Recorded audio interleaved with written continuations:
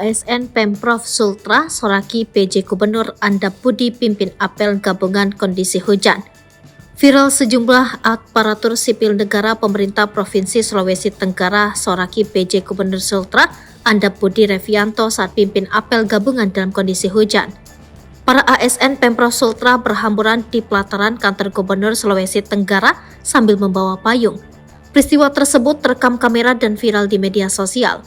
Dalam video viral yang diterima Tribun News Sultra, terekam detik-detik Andap Budi Revianto disoraki ASN. Rekaman video viral berdurasi 34 detik itu lantas beredar hingga ke grup media sosial mulai dari Facebook, Instagram hingga WhatsApp. Momen itu diketahui terjadi saat PJ Gubernur Sultra Andap Budi melakukan apel perdananya di kantor Gubernur Sultra, Komplek Bumi Praja Anduonohu, Poasia, Kota Kendari.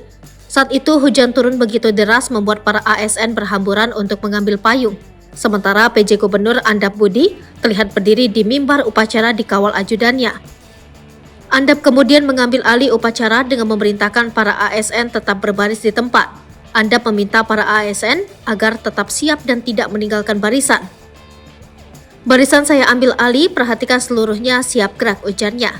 Namun perintah tersebut dibalas dengan sorakan para ASN yang beberapa di antaranya sudah meninggalkan barisan untuk berteduh. Bahkan salah seorang ASN terdengar berkata hujan. Andap kemudian meminta para ASN agar tetap berbaris meski dalam kondisi hujan.